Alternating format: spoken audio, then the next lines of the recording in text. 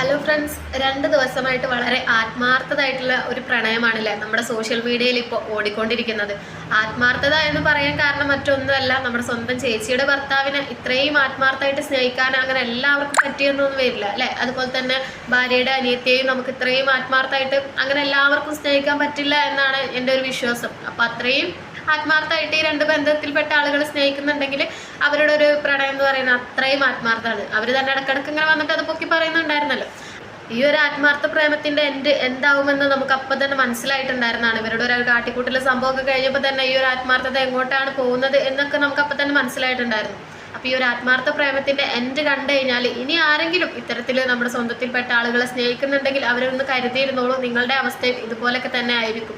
ആത്മാർത്ഥ പ്രണയത്തിന്റെ എവിടെ ചെന്നിട്ടാണ് അവസാനിക്കുന്നതെന്ന് കൂടി ഒന്ന് കാണാം. അതിന് മുന്നേ ഇവർ ഇന്നലെ ഒരു വീഡിയോ ഇട്ടിട്ടുണ്ടായിരുന്നു. ആ ഒരു വീഡിയോ കാണാത്തവരുണ്ടെങ്കിൽ അവർക്ക് വേണ്ടി ഞാൻ കൊടുക്കാം. അതിലും കൂടി കുറച്ച് കാര്യങ്ങൾ അവർ പെൺകുട്ടി പറയുന്നുണ്ട്. ഇതിന്റെ മുന്നേ ഒരു വീഡിയോ എടുത്തിട്ടുണ്ടാവും.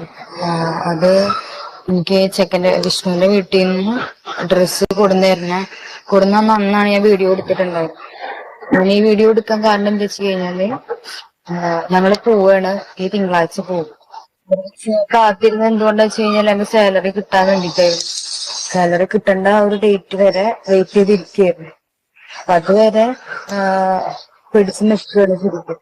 ഇത് കിട്ടിക്കഴിഞ്ഞാല് ഞങ്ങൾ പോകും. പിന്നെ ഇതിന്റെ പേരിൽ ആരും ഞങ്ങൾ അന്വേഷിച്ച് വരാനാണ് ഒന്നിനും നിൽക്കരുത്. കാരണം എനിക്ക് എന്റെ ഇഷ്ടമുണ്ട്. എനിക്ക് 22 വയസ്സായിട്ട് എനിക്ക് എന്റെ ഇഷ്ടത്തിനനുസരിച്ച് ജീവിക്കാനാണ് എനിക്ക് താല്പര്യം.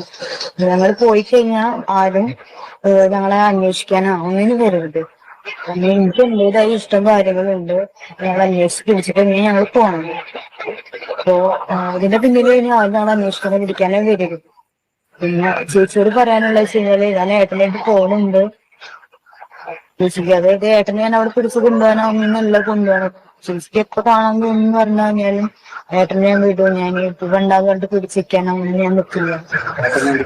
പിന്നെ ഏട്ടനില്ലാണ്ട് ഒരിക്കലും ജീവിക്കാൻ പറ്റില്ല. അതുതന്നെയാണ് ഞാൻ ഈ ഒരു കളി കളിക്കുന്നത്. അതുകൊണ്ട് എന്തെങ്കിലും ഞങ്ങൾക്ക് ഇവിടെ നിൽക്കാൻ പറ്റില്ല. ഞങ്ങൾക്ക് പോകും. ഞങ്ങൾ അത്രയും ഇഷ്ടപ്പെട്ട ആൾക്കാരാണ്. ഞങ്ങളെ പിന്നാലെ ആരും വരരുത്. ഇത് മാത്രല്ല, എന്റെ കൂടെ ഏട്ടനും ഉണ്ട്. അപ്പൊ പോണന്റെ 2 ദിവസം മുന്നേ ഒരു വീഡിയോ എടുക്കാൻ കാരണം എനിക്ക് സാലറി കിട്ടുന്ന ഒരു ഡേറ്റിന്റെ രീതിയിലാണ്. തിങ്കളാഴ്ച കിട്ടുള്ളൂ, തിങ്കളാഴ്ച പോവുകയും ചെയ്യും. അപ്പൊ ആരും ഇതിന്റെ പേരില് അന്വേഷിക്കാനെ പിടിക്കാനേ വരരുത്.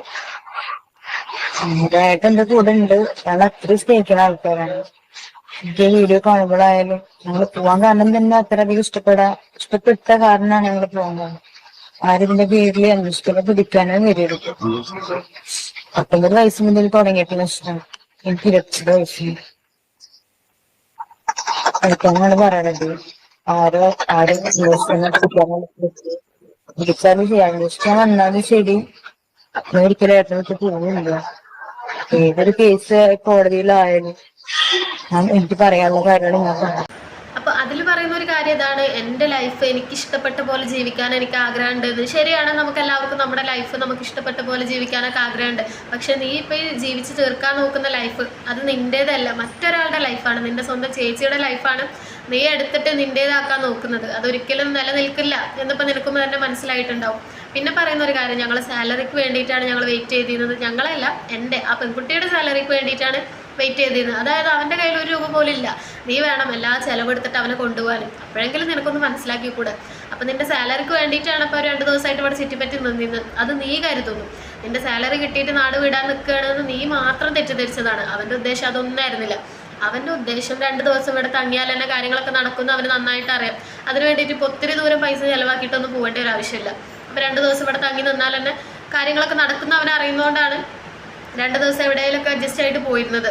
ഇപ്പോൾ അവർ 2 പേരെയും നമ്മുടെ ഗുരുവായൂർ ഒരു ലോഡ്ജിൽ നിന്ന് പോലീസ് പിടിച്ച് എന്നാണ് അറിയാൻ കഴിഞ്ഞത്. ആ പോലീസ് പിടിച്ച പാടന്നെ അവൻ മുങ്ങി. അവന് നാട്ടിലെത്താനുള്ള ഒരു ഗ്യാപ്പ് പോലും വേണ്ടി വന്നില്ല. അവൻ അപ്പം തന്നെ അവളെ വേണ്ടാന്ന് പറഞ്ഞ് ഉപേക്ഷിച്ച് മുങ്ങി എന്നാണ് പറയുന്നത്. ആ ഒരു വോയിസ് ക്ലിപ്പ് നമുക്കൊന്ന് കേൾക്കാം. പറഞ്ഞു ഞാൻ ഇപ്പോൾ വീഡിയോ അല്ലേ, ആ വീഡിയോയിൽ സംഭവം വേറെ ഒന്നുമല്ല. ഇവൻ ഇവളിപ്പോൾ വേണമെന്ന് പറഞ്ഞു. അവൻ പോയി, കാശൊക്കെ തീർന്നു. മൊബൈലൊക്കെ വിറ്റ് കഴിഞ്ഞിട്ട് ഗുരുവായൂരിൽ ഒരാളെ കണ്ട് പോലീസിൽ അറിയിച്ച് അങ്ങനെയാണ് നാട്ടിൽ തിരിച്ചു വരുന്നതും. നാട്ടിൽ വന്ന ശേഷം അവൻ വേണ്ടെന്ന് പറഞ്ഞ് പോയി. നാട്ടിൽ വരുന്ന മുമ്പ് തന്നെ ശരിക്കും പറഞ്ഞാൽ ഇവളെ വീട്ടിൽ വന്നപ്പോൾ അവരുടെ അമ്മേശനെ അവനെ കയറ്റിയിട്ടില്ല. വീട്ടിലൊന്നും കയറേണ്ടെന്ന് പറഞ്ഞു കഴിഞ്ഞാൽ അങ്ങനെ ഒരു മോളിലെന്ന് പറഞ്ഞ് ഇറക്കി വിട്ടു.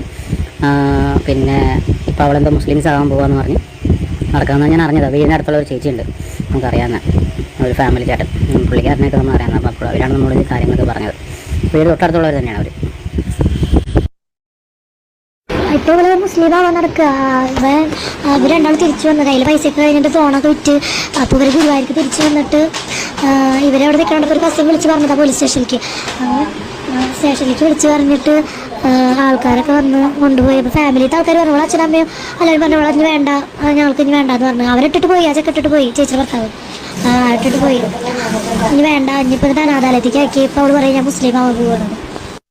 ഇതാണ് നമ്മുടെ ആത്മാർത്ഥ പ്രണയത്തിൻ്റെ ഒരു എൻഡ് അല്ലേ? ആത്മാർത്ഥമായിട്ട് പ്രണയിച്ച അവരുടെ ഒരു എൻഡ് എന്നുള്ളത് ഇപ്പോൾ പലരും കണ്ടിട്ടുണ്ടാവുമെന്ന് വിചാരിക്കണം. ഇനി ഇങ്ങനെ ആരെങ്കിലും ആത്മാർത്ഥമായിട്ട് സ്നേഹിക്കുന്നുണ്ടെങ്കിൽ നിങ്ങളൊന്ന് ചിന്തിക്കുക, നിങ്ങളുടെ ഒരു അവസാനം എന്ന് പറയുന്നത് ഇതുപോലൊക്കെ തന്നെ ആയിരിക്കും. ഞാനൊരു കാര്യം ചിന്തിച്ചിരുന്നു കേട്ടോ, ഇവർ തമ്മിൽ പിരിഞ്ഞു എന്നുള്ള കാര്യം ഇപ്പോൾ സോഷ്യൽ മീഡിയയിൽ പറയുമ്പോൾ എന്തുകൊണ്ടായിരിക്കും അത് അവർ വീഡിയോ എടുത്ത് ഇടാത്തത്? കാരണം വീഡിയോ ഇടുക എന്നുള്ളത് അവരുടെ ഒരു ഹോബിയല്ലേ. അപ്പോൾ ഞാൻ അങ്ങനെ ചിന്തിച്ചു, എന്താണ് അവരിത് വീഡിയോ ഇടാത്തതെന്ന്. വീഡിയോ ഇടാത്തതിൻ്റെ കാരണം മറ്റൊന്നല്ല, മൊബൈൽ ഇത്രയും നാൾ വീഡിയോ ഇട്ടിരുന്ന ഒരു മൊബൈൽ വരെ വിറ്റിട്ടാണ് ബാക്കി ചിലവിനുള്ള പൈസ ഒക്കെ ഒപ്പിച്ചത്. അപ്പോൾ ആ ഒരു മൊബൈൽ പോയ കാരണമായിരിക്കും ഇത്തരത്തിൽ വീഡിയോ ചെയ്യുന്ന ഒരു ഹോബിയായ അവൾ ആ ഒരു വീഡിയോ ഇടാത്തത്. ഇപ്പോൾ മനസ്സിലായില്ല, എത്രയേ ഉള്ളൂ ലൈഫ്. കർമ്മ എന്ന് പറയുന്നത് അത് എത്ര തന്നെ ആയാലും അത് സത്യമായിട്ടുള്ളൊരു കാര്യമാണ്. ഞാനൊരു കമൻറ്റ് കണ്ടിട്ട്, അതായത് ഓൺലൈനിലായ കാര്യം തന്നെ വളരെ പെട്ടെന്ന് എല്ലാ കാര്യവും സംഭവിച്ചു അല്ലേ? നമ്മളിപ്പോൾ പറയും ഓൺലൈനിൽ എന്തെങ്കിലും കാര്യങ്ങൾ ചെയ്യുമ്പോൾ നമുക്ക് പെട്ടെന്ന് എല്ലാ കാര്യങ്ങളും ചെയ്യാമെന്ന്. അതുപോലെ തന്നെ ഓൺലൈൻ വഴി നടന്നുകൊണ്ട് തന്നെ എല്ലാ കാര്യങ്ങളും വളരെ പെട്ടെന്ന് അവസാനിച്ച ഒരു രീതിയിലാണ്. ഇത്രയും പെട്ടെന്ന് ഇതിനൊരു എൻഡ് ഉണ്ടാവുന്ന ആരും തന്നെ പ്രതീക്ഷിച്ചിട്ടുണ്ടാവില്ല. പക്ഷേ ഇന്നല്ലെങ്കിൽ നാളെ അത് സംഭവിക്കും എന്ന് എല്ലാവർക്കും തന്നെ ഉറപ്പുണ്ടെങ്കിലും ഈ 2 ദിവസത്തിനുള്ളിൽ തന്നെ എല്ലാം പെട്ടെന്ന് വളരെ പെട്ടെന്നായ പോലെ തോന്നി. ഇപ്പോൾ വീട്ടുകാരും നാട്ടുകാരും ഒന്നും കയറ്റില്ല എന്ന് പറഞ്ഞ കാരണം, വീട്ടിൽ കയറ്റുന്നില്ല എന്ന് പറഞ്ഞ കാരണം മതം മാറാനാണ് ഇപ്പോൾ തീരുമാനിച്ചിട്ടുള്ളത് എന്നാണ് പറയുന്നത്. മതം മാറുന്നത് മാറാത്തൊക്കെ അവരുടെ ഇഷ്ടം. പക്ഷെ നമ്മൾ ഈ ഒരു ചെയ്ത തെറ്റ് ഒരു മതത്തിൻ്റെ പേരിൽ നോക്കിയിട്ട് നമുക്ക് ഒരിക്കലും മറക്കാനൊന്നും പറ്റില്ല അല്ലേ? ഒരു മതം എന്ന് പറയുന്നത് ഒരാളുടെ വിശ്വാസമാണ്, ആ ഒരു വിശ്വാസത്തിൽ ജീവിക്കുന്നതാണ്. അതിൽ കയറി പറ്റിയിട്ട് ഇനി ആ ഒരു മതത്തെയും കൂടിയിട്ട് അവരുടെ വിശ്വാസം കൂടിയിട്ട് ഇല്ലാണ്ടാക്കരുത്, ആ ഒരു മതത്തിന് കൂടി ചീത്തപ്പേരാക്കരുത്. മതം മാറുന്നോ മാറാത്തൊക്കെ നിങ്ങളുടെ ഇഷ്ടം. പക്ഷെ എത്ര തന്നെ നമ്മൾ ഏതൊരു മതത്തിലേക്ക് പോയി കഴിഞ്ഞാൽ തന്നെ നമ്മൾ ചെയ്ത തെറ്റ് അതൊരിക്കലും ഇല്ലാതാവില്ല. അത് അത്രയും ഒരു നിസ്സാരമായിട്ടുള്ളൊരു തെറ്റാണ്, എല്ലാവർക്കും മറക്കാനും ക്ഷമിക്കാനും പറ്റുന്ന ഒരു തെറ്റാണെന്നുണ്ടെങ്കിൽ അത് വരുന്ന കാലങ്ങളിലൊക്കെ ഓരോരുത്തർ മറന്നെന്ന് വരും. പക്ഷെ നിങ്ങൾ ഈ ഒരു ചെയ്ത തെറ്റ് ഓരോ കാലത്തും ഓരോ ആളുകൾ ഓർമ്മപ്പെടുത്തുന്ന രീതിയിലുള്ള തെറ്റാണ് ചെയ്തേക്കുന്നത്. അപ്പോൾ ആ ഒരു ചേച്ചിക്ക് 2-3 കുട്ടികളുണ്ടെന്നാണ് പറയുന്നത്, സ്വന്തം ചേച്ചിക്ക്. ആ കുട്ടികൾ വളർന്ന് വലുതാകുമ്പോഴും ഇത്തരത്തിലുള്ള ഈ ഒരു വീഡിയോ സോഷ്യൽ മീഡിയയിൽ നമ്മൾ ഇട്ട് കഴിഞ്ഞാൽ ഒരു കാലത്തും അതെവിടെ നിന്ന് പോവില്ല. ചിലപ്പോൾ നമ്മൾ പറഞ്ഞ വാക്കാണെങ്കിൽ നമ്മൾ മറക്കും, പക്ഷേ നമ്മൾ സോഷ്യൽ മീഡിയയിൽ ഇട്ട ഒരു കാര്യം ഒരു കാലത്ത് അവിടെ നിന്ന് വാഞ്ഞു പോവില്ല. അപ്പോൾ ഈ കുട്ടികളൊക്കെ വളർന്നു വരുമ്പോൾ അവരും ഇത് കാണും, അപ്പോഴൊക്കെ അവർക്ക് മനസ്സിലാവും. ഇപ്പോൾ അവർക്ക് മനസ്സിലാവാനുള്ള ഒരു പ്രായമായിട്ടുണ്ടോ എന്നറിയില്ല. പക്ഷേ ഇനി അവർ ഇതൊക്കെ അറിയുമ്പോൾ നിങ്ങളോടുള്ള ഒരു മാനസികാവസ്ഥ എങ്ങനെയായിരിക്കും? അവർ നിങ്ങളെ കാണാം. സ്വന്തം അമ്മയുടെ അനിയത്തി അല്ലേ, ചെറിയമ്മ, ചെറിയമ്മ ചെയ്തിട്ടുള്ള പ്രവൃത്തി, ആ കുട്ടികളുടെ അവസ്ഥയിലൊക്കെ ശരിക്കും നിങ്ങളെ കാർക്കിച്ച് തുപ്പുന്ന, ലോകം തന്നെ കാർക്കിച്ച് തുപ്പുന്ന ഒരവസ്ഥയിലേക്ക് നീ തന്നെയാണ് നിൻ്റെ ജീവിതം ഇത്തരത്തിൽ ഈ ഒരു അവസ്ഥയിലേക്ക് എത്തിച്ചത്. ഇനി ആരെങ്കിലും ഇത്തരത്തിലുള്ള ആത്മാർത്ഥ പ്രണയം ഉണ്ടെങ്കിൽ നിങ്ങളൊന്ന് ചിന്തിച്ചിട്ട് കാര്യങ്ങളൊക്കെ മുന്നോട്ട് കൊണ്ടുപോവുക.